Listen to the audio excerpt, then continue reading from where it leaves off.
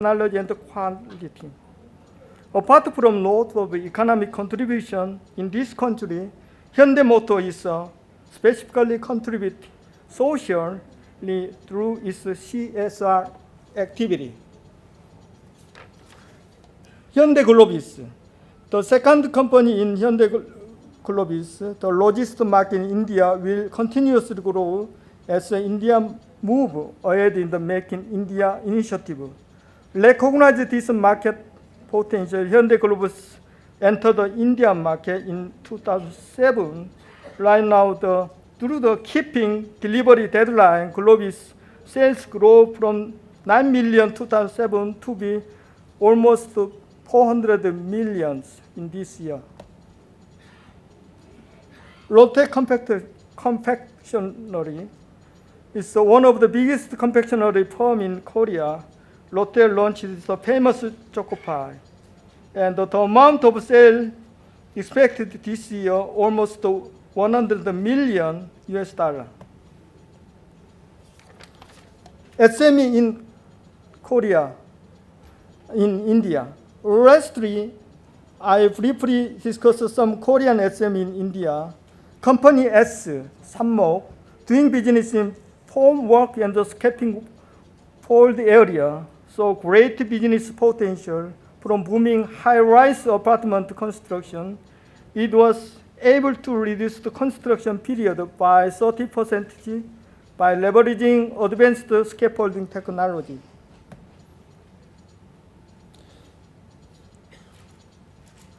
Yes, India is a tough market to do business with. However, many Korean companies are not only present in India, but have also success in the country.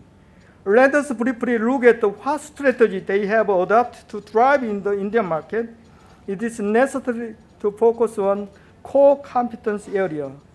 This combined with a thorough preparation and open mind and solid profit model in place ensure success in the Indian market. Some of the factors contributing the success of a Korean company in India are unique technology and continuous innovation, entering India through joint venture or alliance, localizations, establishment of a long-term strategy, and involvement and investment. In conclusion, I would like to highlight Korea and Tamil Nadu can build a strong friendship for a better future. Gearing up the concrete roadmap and embodying the advantage of geographic connectivity, I am sure Tamil Nadu can serve as a manufacturing hub to cater not only to huge domestic market, but also for entering emerging third market. Companies in Tamil Nadu have a core competence in several areas that have looking for suitable partner in cutting-edge technology arena. Korean company need talent in engineering for continuous innovation and manpower to manufacturing product. There is a synergy between Tamil Nadu and Korea can capture mutual benefit through the strategic partnership in this area. Korea company have several advantages in terms of high technology product and at the correct price and the premium quality. Therefore, this is the right time for Korea company to engage with one of the most promising states of India today, Tamil Nadu. It is time to wrap up the presentation now. I hope the deepening of our friendship will put on us path of ever close partnership. Thank you very much for your attention.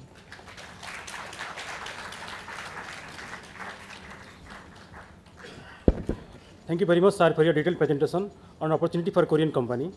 Now it is time to start the session fast. So we take a break of only 1 minute to arrange those Dais, SIPCOT, private procurement and plan approval. The erudite speaker in this session are Dr. Girija Badyanathan, IAS Honorable Additional Chief Secretary, Mr. R. Kilos Kumar, IAS Director of Town and Country Planning, Government of Tamil Nadu, Dr. R. Selvaraj, IAS Managing Director, SIPCOT, Chennai, and Madam Injung Kim, CEO, Hanjin Enterprise, Korea.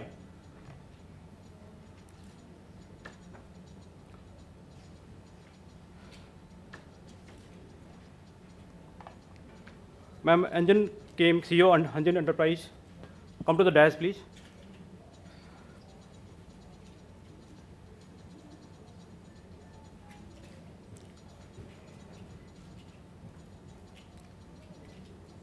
Thank you. Now we quickly start. Now I request Dr. Girija Badyanathan, IAS Honorable Additional Chief Secretary, for your address, ma'am. And I kindly request you, ma'am, after that, you please chair the session. Yeah. Can we speak from here? Yes, sir. Yes, ma'am. Can you hear us? Yes. I've already been the inaugural speaker, and basically I am here as Commissioner Land Administration. The session is organized on the request of our Korean partners to look at, as I said, different areas which a Korean company coming to Tamil Nadu would be required to face. So the important requirement for any company to start is always land. So we start with land. I want to confess that though I am called Commissioner of Land Administration, basically I deal with government land. My greatest work is to deal with government land, but I also deal with land acquisition in the state. And in that respect, I am the person who helps organizations like SIPCOT, at SIDCO and TIDCO to create the land bank. Those of you who are already working in the state, so with no further ado, and I do not have a PowerPoint, so I am basically trying to summarize because most of the important inputs will come from my co-panelists. The land in Tamil Nadu, as you might have heard yesterday, those of you who are there is a land bank created especially for SMEs, smaller companies. It comes through SIPCOT. SIPCOT is our State Industries Promotion Corporation, and already they have somewhere between 10,000 to 30,000 hectares of land in land banks in and around Chennai, but also throughout the state.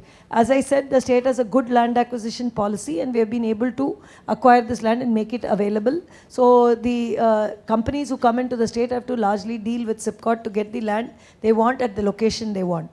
The other way normally to get land is through private land purchase. And we have also, that's why I said we have a very illustrious panel. We also have with us, besides the Managing Director of SIPCOT, we also have with us the Director of Town and Country Planning of the state.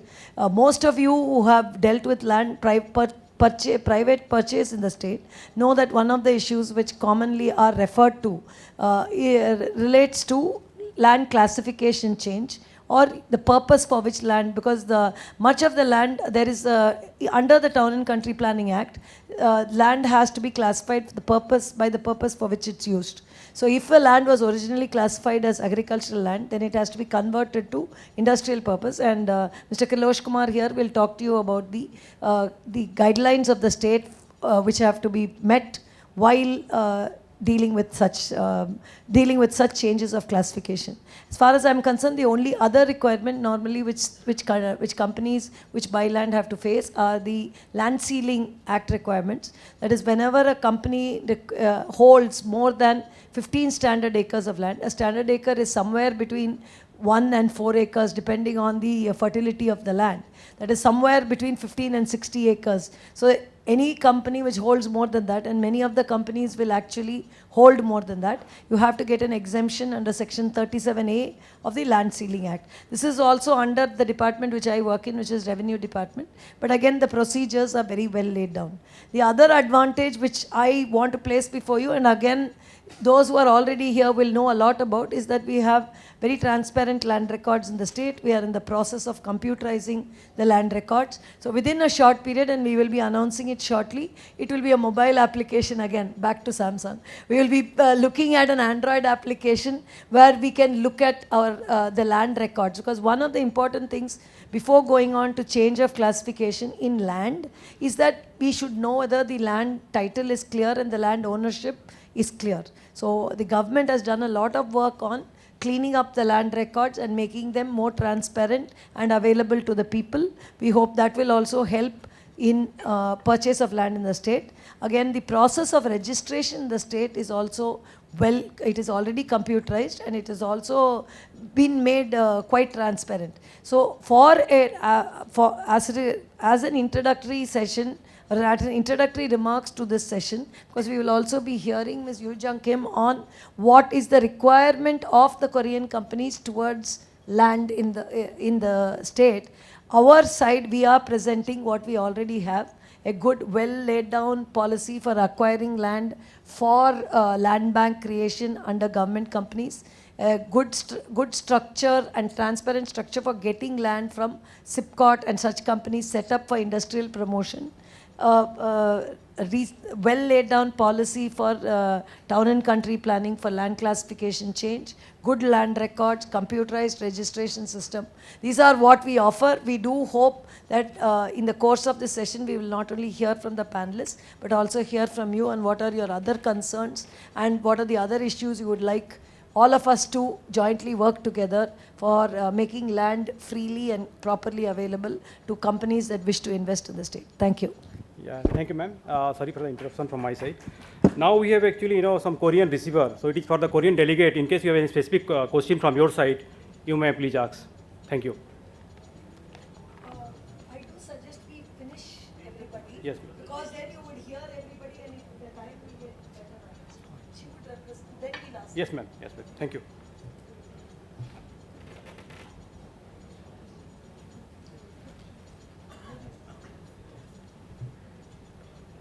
I have a presentation.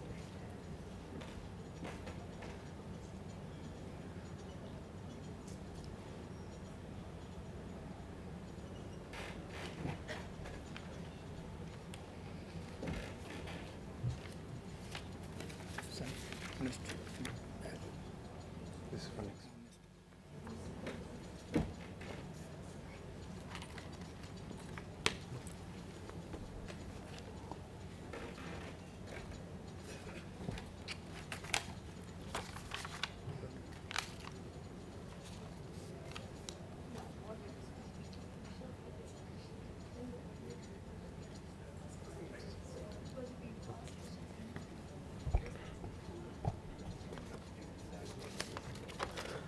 Good afternoon, everybody. Onyan Gaseyo to all our Korean friends. My department primarily deals with what we technically call planning permission, but what in common parlance is called as building and site approval. The total area of the state is about 1,30,000 square kilometers, of which CMDA, the Chennai Metropolitan Development Authority, covers about 1,189 square kilometers, and the Town and Country Planning, Director of Town and Country Planning, has jurisdiction over the rest of the state, which is about 1,28,000 square kilometers. So in case an industry wants to be established in and around Chennai, they should be applying to CMDA, and if it's outside the jurisdiction of CMDA area, then it has to be routed to the DTCP, the Directorate of Town and Country Planning. The Directorate of Town and Country Planning has 12 regional offices. The overall area, 1,28,000 square kilometer, is divided into plan area and non-plan area. Plan area comes under either a local plan, the composite local planning authority, or a new town development authority. The non-plan areas are areas for which we have not assigned any land use. Those areas are forming, in fact, out of the 1,28,000 square kilometers, only about 7,000 square kilometers have been designated as plan area. The remaining about 1,22,000 square kilometers are designated as non-plan area. If it falls in non-plan area, you will be dealing with one of our regional offices. The jurisdictions are all very clearly laid down. It is available in our website. If it's a plan area, then you have to apply to our composite local planning authority or NTDA, whichever is applicable.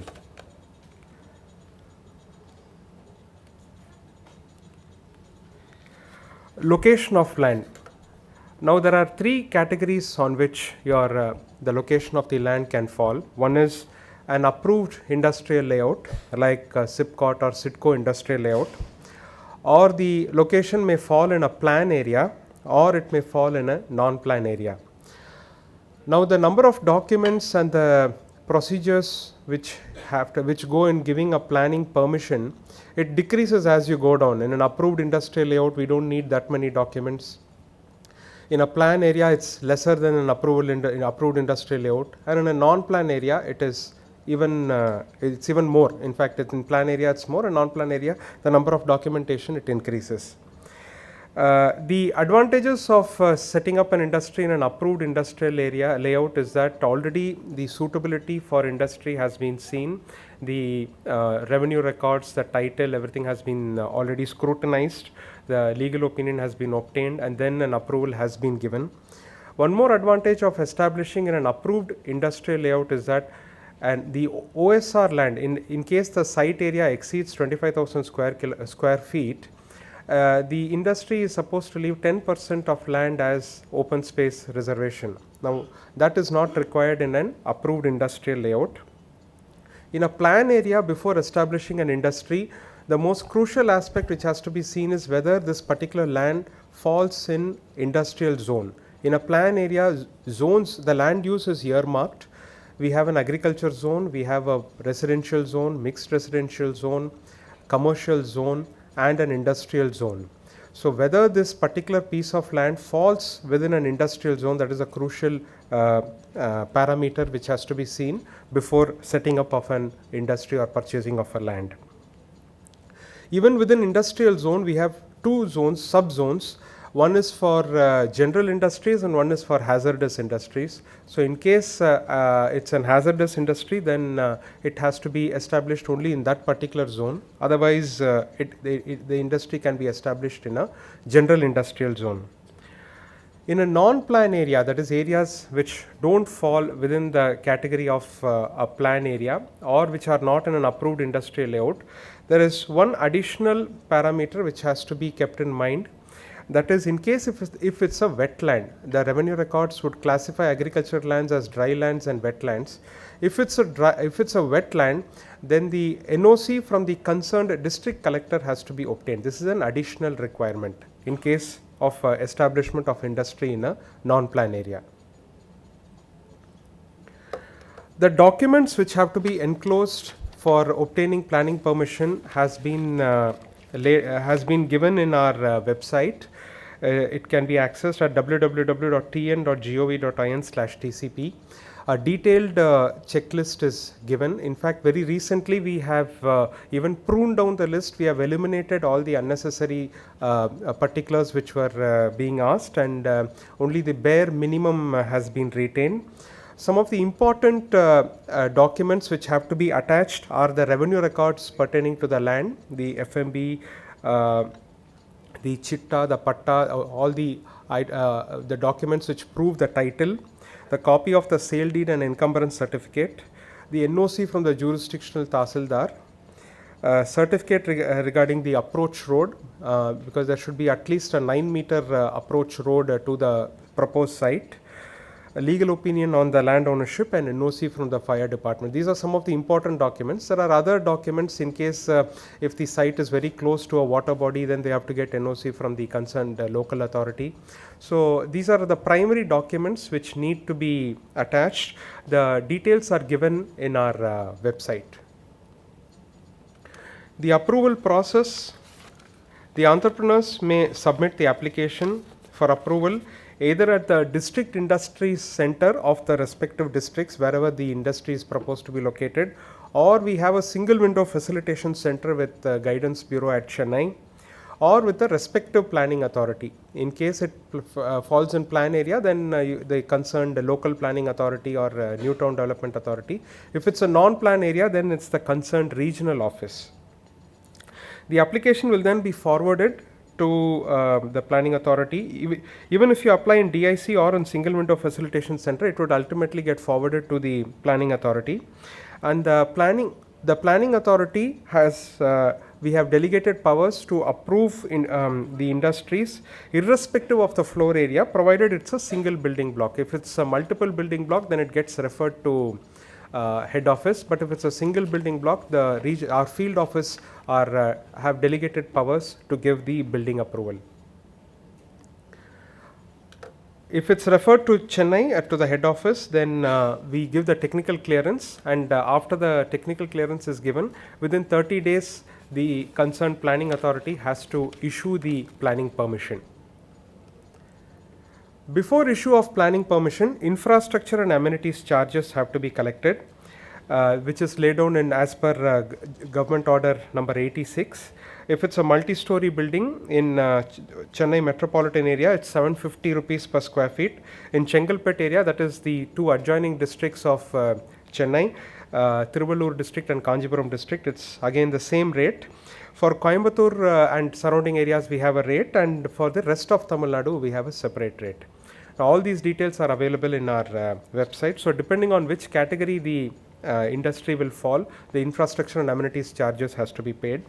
Now, in our industrial policy, we have stated that in case the industrial building is not more than G+1, that is not more than 2 floors, then irrespective of the height, it will be treated as a non-multi-story building. So, and we are also adopting the same norms which is there in the industrial policy. So, even if the chimney is up, say about 30 or 40, 50 meters height, or some silo is there, if it's not exceeding 2 floors, any building not exceeding 2 floors, even if it's above 15-meter height, we are treating it as a non-multi-story building, and accordingly the processing is being done. Now, in our department, we have embarked on implementing e-governance. We have 3 applications which are in the test phase, and which we are planning to make it online by the middle of next month. The entire process of application is going to be made online, and the building plan scrutiny, the drawings you can scrutinize it yourself. We have a pre-scrutiny software, you can download it, upload your drawings and make a check, and all the corrections you can do, and then upload the drawing plans also. And in a plan area, to find out which particular zone you are falling in, we are having a land use information system. You just key in the survey number and the village name, and automatically the which land use is that particular survey number has been assigned to will be given to you. So these applications will be online. It's in the test phase and will be available from about the middle of next month, which should again make way of ease in applying and doing business. So this is what I had to say. If there are any questions. I'll now request Mr. Selvaraj to speak. 잠시 안내 말씀드리겠습니다. 지금 이 세미나가 동시 통역되고 있거든요. 그래서 한국어로 듣기를 원하시는 분들은 저쪽에 왼쪽에 리시버가 준비되어 있으니까요. 가셔가지고 저희 직원들이 있으니까 사용하시면 될 것 같습니다.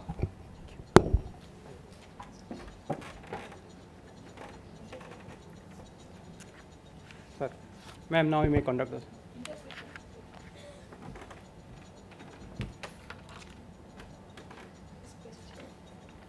No, you can interpret. Call him to interpret his case.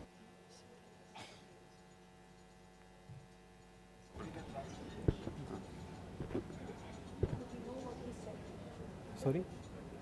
Actually, this seminar is being simultaneously translated in Korean also. So if anyone wants to listen to this as the Korean, please use the receiver over there. Thank you very much.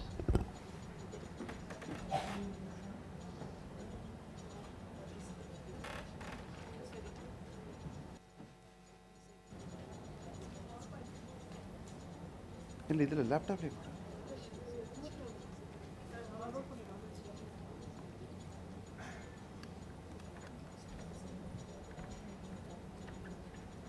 Good afternoon, each of you. Tamil Nadu has been one of the front runner in India in setting up of industrial parks, complexes, growth centers and allotting land to the eligible firms with world-class infrastructure such as well-laid industrial park roads with drainage system, suitable industrial waste management systems, water supply, power supply, by establishing separate industrial substations. The State Industries Promotion Corporation, in short SIPCOT, has been established in 1971 with the objective of promoting industrial growth in the state. So far, we have established 20 industrial parks in 12 districts with 6 sector-specific economic zones. And till date, we have developed the industrial plots to the extent of 31,000 acres, and in which we have allotted 19,600 acres to 2,450 industrial units. Thereby, we have attracted an investment of 1.2 lakh crore with employment potential of 8 lakh people. So this is the general details about the state. So Tamil Nadu is one of the preferred destination.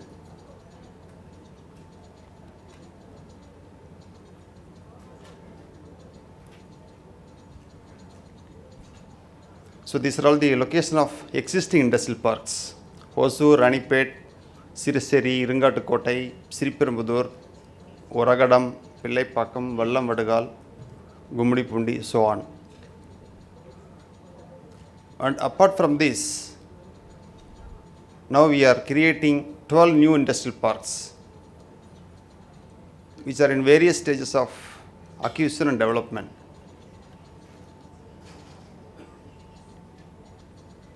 So this is the existing park. This is Hosur Industrial Park. This is the oldest park, which is located at a 40-kilometer distance from Bangalore, well connected with seaport, that is Chennai. On the NH it is located, having all the infrastructures, EB, water supply, well-developed roads. This is the major industries.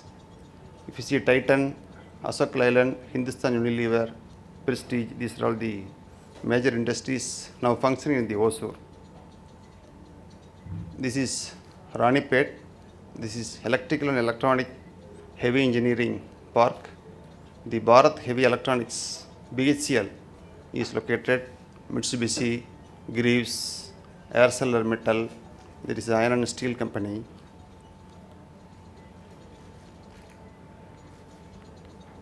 This is Siraseri. This is Information Technology Park. Major IT companies, TCS, CTS, Polaris, Sintel, etc. are operating here. This is Iringatukottai. This is one of the old park located near Chennai. The Hyundai Auto Major is having the plant here. Apart from that, Addisons, HESAP, Hospira, Linde, so many groups, including Orchid Chemicals, are functioning well. So this is near Chennai, the 30-kilometer distance from the seaport and airport, well connected with National Highway Bangalore Road. So this is Sriperumbudur Industrial Park. Next to Iringatukottai, the Sriperumbudur. The major industries here are Caparo, Saint Gobain, Asian Paints, Dell, Samsung. This is Oragadam. Next to Sriperumbudur is the Oragadam New Industrial Parks. So Daimler, Renault, Nissan, Apollo, TVS, Delphi, SR Steel are the major units operating here. This is Pillaipakkam Park. So Ashok Leyland Nissan joint venture company is going to commence the construction soon. And the Bosch German company, all the homemade equipments are being produced here. So this is provided with all the required infrastructures. So this is Vallam Vadagal Industrial Park. This is the new park. The land allotment is currently doing to a lot of companies, and even separate aerospace park we are creating. So at the extent of 300 acres in the Vallam Vadagal, separate aerospace park has been created, and this land will be given to the aerospace companies. So this is Gummidipoondi Industrial Park. This is also one of the oldest park. So capital goods major Greaves.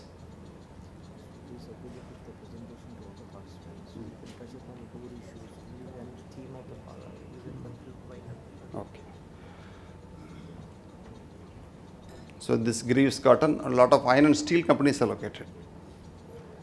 Again, this is Thervaikandi new park, Michelin tire, and so many new companies are setting up their units. This is Cheyyar near Chennai. This is Barhur